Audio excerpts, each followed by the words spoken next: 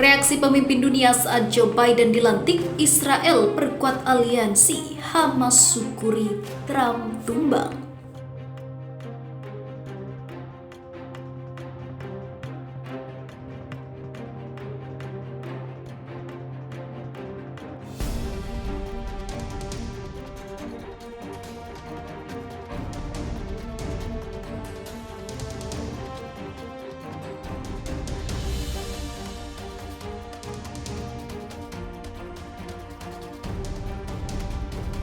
Presiden Amerika Serikat Joe Biden dan Wapres Kamala Harris resmi dilantik pada Rabu 20 Januari 2021 siang waktu Amerika Serikat.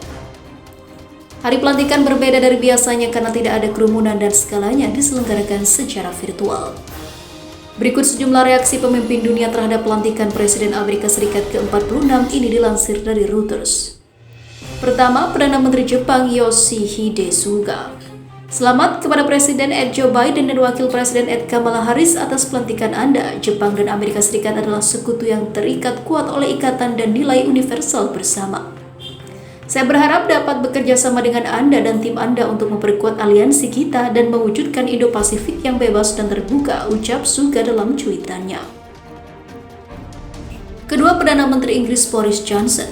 Saya berharap dapat bekerja dengan Biden dan dengan pemerintahan barunya, memperkuat kemitraan antara negara kita dan mengerjakan prioritas bersama kita dari menangani perubahan iklim, membangun kembali lebih baik dari pandemi, dan memperkuat keamanan transatlantik kita, kata Johnson saat di parlemen.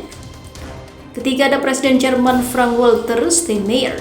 Hari ini adalah hari yang baik untuk demokrasi di Amerika Serikat telah menghadapi tantangan yang luar biasa dan bertahan.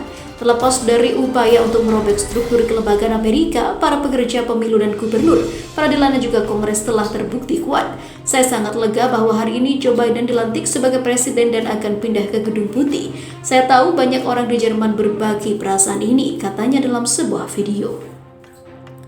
Keempat, ada Paus Francis. Paus Francis berpesan kepada Biden dan mendoakan agar rakyat Amerika Serikat bisa mendapatkan nilai-nilai luhur negara di bawah kepemimpinannya. Saya juga meminta kepada Tuhan sumber dari semua kebijaksanaan dan kebenaran untuk membimbing upaya Anda untuk mendorong pemahaman rekonsiliasi dan perdamaian di Amerika Serikat dan di antara negara-negara di dunia untuk memajukan keabadian ataupun kebaikan umum universal, katanya. Kelima, ada Perdana Menteri Irlandia Michael Martin. Saat dia mengambil sumpah jabatan, saya tahu bahwa Presiden Biden akan merasakan beban sejarah. Kehadiran leluhur Irlandianya yang meninggalkan Mayo dan Love dalam masa kelaparan untuk mencari kehidupan dan harapan. Saya berharap dia juga akan menyadari kebanggaan besar kami di Irlandia atas pencapaiannya yang luar biasa. Dia salah satu dari kita, bagian dari kekeluargaan global kita, kata Martin dalam pernyataannya.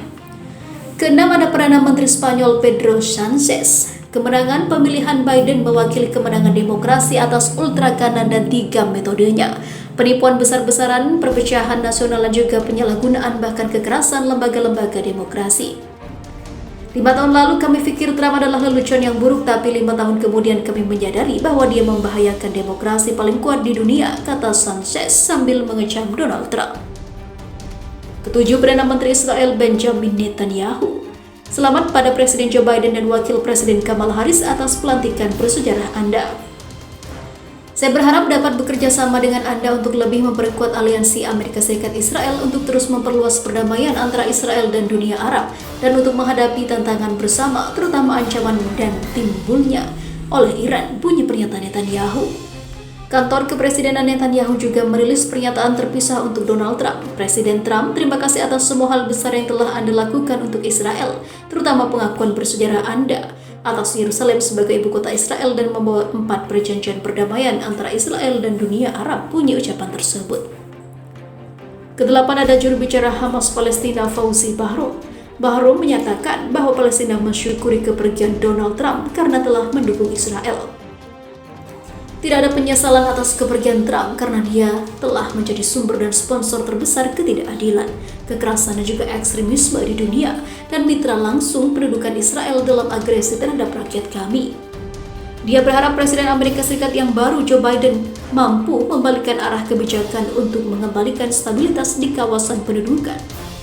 Di sisi lain diberitakan sebelumnya, Joe Biden dilantik. Pentagon khawatir akan adanya serangan anggota militer pengkhianat. Joe Biden akan segera resmi menjadi Presiden Amerika Serikat yang ke-46 dan masuk menduduki jabatannya di Gedung Putih. Pelantikan Joe Biden dilaksanakan pada Rabu 20 Januari 2021 di Washington DC, Amerika Serikat. Meskipun begitu, berbeda dari inaugurasi sebelumnya, tahun ini pelantikan Joe Biden penuh dengan persiapan militer. Ini karena adanya dugaan serangan militer yang akan terjadi pada saat pelantikan dilakukan. Dikutip pikiranrakyat.com dari Daily Mail, Pentagon mengkhawatirkan adanya serangan dari para anggota militer yang berkhianat pada negara. Hal itu ditujukan oleh adanya satu orang tentara cadangan dengan lisensi pengamanan VIP yang ditangkap karena diduga terlibat dalam penyerbuan Kapitol pada 6 Januari lalu. Selain dia, Pentagon juga masih menyelidiki setidaknya 22 orang anggota atau mantan militer Amerika Serikat yang diduga memiliki keterlibatan dalam penyerbuan itu.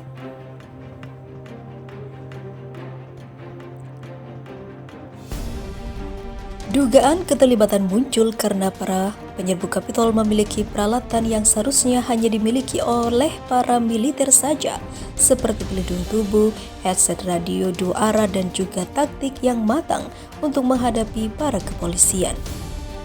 Sekretaris Angkatan Darat Ryan McCarthy menyadari potensi ancaman para pengkhianat saat pelantikan presiden. Ia meminta agar para komandannya mewaspadai masalah dalam barisan tentara sendiri, kata pelantikan ataupun ketika pelantikan terjadi. Kami terus melalui proses dan berusaha mengambil pandangan kedua, ketiga dari setiap individu yang ditugaskan dalam operasi ini, jelas McCarthy. Dia juga menyatakan Angkatan Darat telah dilatih khusus selama 3 jam demi persiapan inaugurasi yang akan dilaksanakan. Persiapan tersebut demi memastikan anggota Garda mendapatkan teknik tentang cara mengidentifikasi potensi yang dilakukan dari orang dalam. Kendati demikian, McCarthy menyatakan pihak mereka hingga kini belum melihat adanya bukti dan juga potensi kerusuhan dari dalam pihak militer Amerika Serikat sendiri.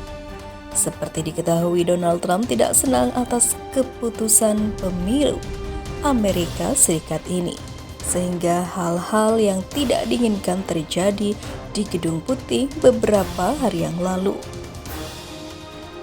Sementara itu,